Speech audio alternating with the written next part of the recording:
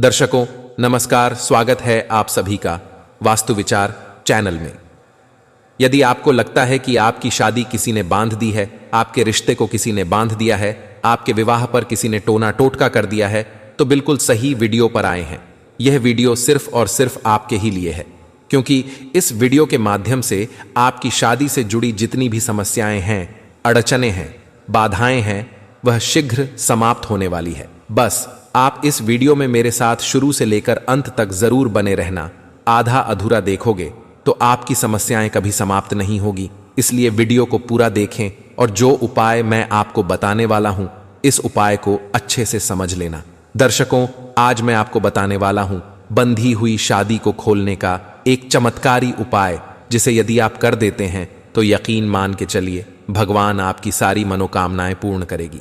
दर्शकों, कई बार कमेंट में हमसे पूछा जाता है कि गुरुजी हमारी उम्र लगातार निकलते जा रही है।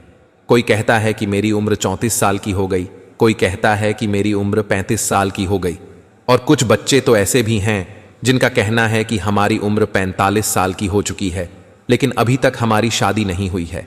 और ऐसे में हमें लगता है कि किसी ने हमारी शादी को बांध दिया है, क्योंकि रिश्ते आ रहे हैं लेकिन वो पक्के नहीं हो रहे हैं। और कोई रिश्ता यदि पक्का हो भी जाता है तो अंत में जाकर रिश्ता टूट जाता है। एक बार तो सामने वाला हां बोल देता है, लेकिन कुछ दिनों के बाद सामने वाला ना बोल देता है, यानी कि रिश्ते को तोड़ देता है। तो कृपा करके कोई ऐसा उपाय बता दीजिए जिसके करने से हमारी बंधी हुई शादी तुरंत खुल जाए और हमारी शादी पक्की हो जाए।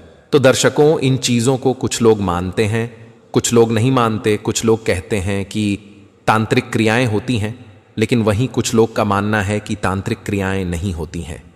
तो दर्शकों, यहां पर केवल मैं एक ही बात आप लोगों को कहना चाहूंगा कि इस धरती पर यदि सच है तो झूठ भी है, सत्य है तो असत्य भी है, अच्छाई है तो बुराई भी है, भगवान है तो शैतान भी है। इस दुनिया में बहुत अच्छे लोग हैं, लेकिन बुरे लोगों की भी कमी नहीं है। तो दर्शकों, इस धरती पर कुछ भी हो सकता है, कुछ भी हो। इस धरती पर कुछ भी नामुमकिन नहीं है। और ये जो तांत्रिक क्रियाएं होती हैं, यह क्या होते हैं? ये एक नकारात्मक ऊर्जा होती है, और इस नकारात्मक ऊर्जा के प्रभाव में कौन आता है जिनकी जन्म कुंडली में राहु और केतु की महादशा चली हुई हो, या फिर अंतर्दशा चली हुई हो, या फिर राहु और केतु का पूरा प्रभाव जन्म कुंडली में बना हुआ हो, तो ऐसे बच्चे नकारात्मक ऊर्जा के प्रभाव में जल्दी आ जाते हैं। तो इसी को बंधन कहते हैं, इसी को शादी बंधन कहते हैं। तो अब बात आती है कि इस विवाह बंधन को कैसे खोला जाए। तो दर्शकों, इसी के बारे में एक उपाय मैं आपको बताने वाला हूं, लेकिन उपाय बताने से पहले आपसे रिक्वेस्ट करना चाहूंगा, यदि आप चैनल पर नए हैं और अभी तक आपने इस चैनल को सब्सक्राइब नहीं किया है, तो अभी इस चैनल को सब्सक्राइब कर लीजिए, और यदि वीडियो पसंद आए तो वीडियो को लाइक शेयर जरूर करें। दर्शकों, अब आप उपाय सुन लीजिए, इसको थोड़ा सा ध्यान से सुन लीजिए ताकि आपको समझने में कोई परेशानी ना हो।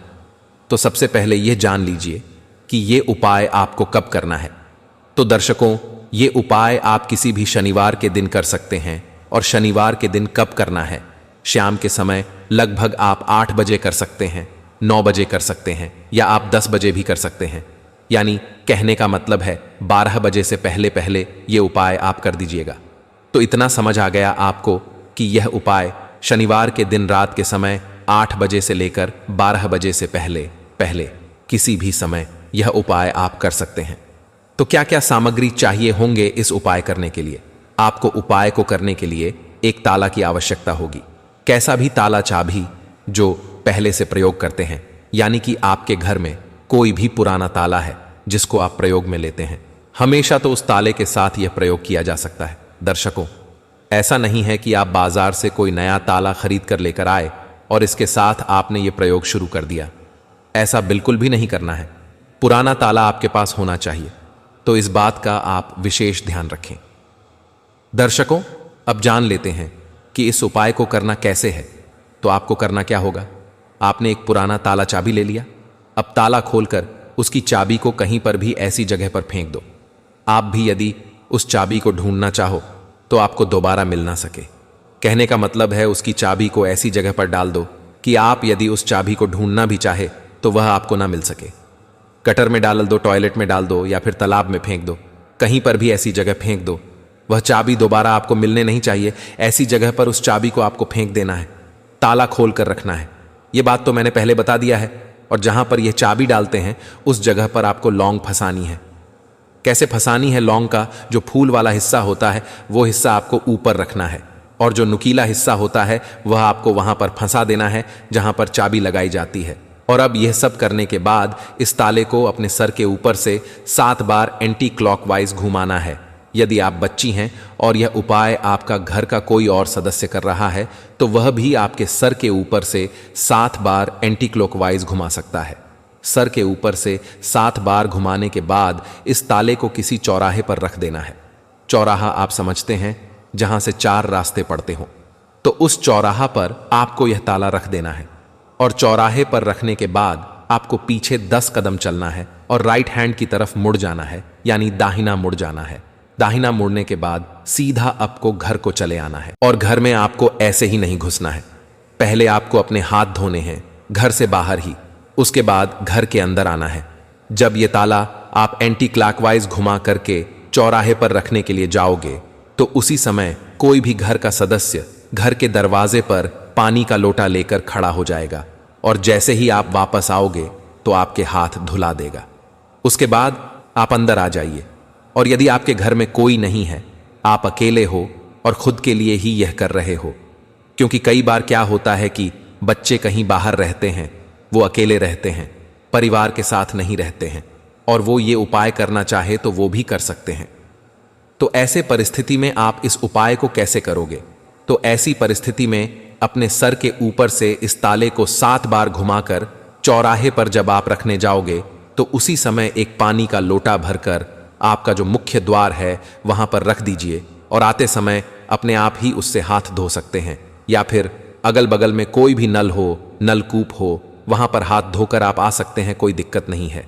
तो दर्शकों, इस प्रकार से ये उपाय करना है।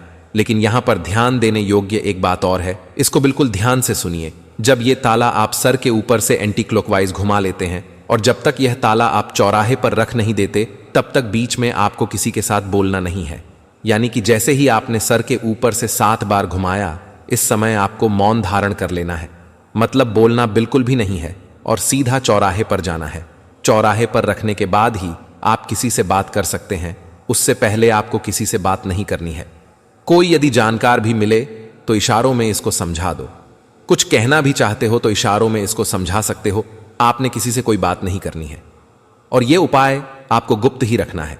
जिसके साथ आपका खून का रिश्ता है उसको तो आप ये बता सकते हो, कोई दिक्कत वाली बात नहीं है, लेकिन किसी बाहर वाले को यह उपाय आपको बिल्कुल नहीं बताना है। जब आपकी शादी फिक्स हो जाए, शादी हो जाए, उसके बाद ही आप इसके बारे में बता सकते हो कि मैंने यह प्रयोग किया था। इससे पहले यह उपाय अपने किसी को भी नहीं बताना है, गुप्त ही रखना है। दर्शकों, यह उपाय गुप्त ही है और गुप्त रखोगे तभी आपको इसका फल मिल पाएगा। दर्शकों, मुझे लगता है कि मैंने सारी बातें बता दी हैं। कोई ऐसी बात नहीं रही है जो आप मुझे इस उपाय से संबंधित पूछना चाहोगे, और यदि कोई डाउट फिर भी रह गई हो तो आप कमेंट बॉक्स में पूछ सकते हैं। तो दर्शकों, आप इस उपाय को आजमा कर जरूर देखें। निश्चित ही इस प्रयोग का आपको 100% लाभ मिलेगा। तो आज की इस वीडियो में बस इतना ही। मिलते हैं एक और नई वीडियो के साथ, एक और नई जानकारी के साथ। धन्यवाद।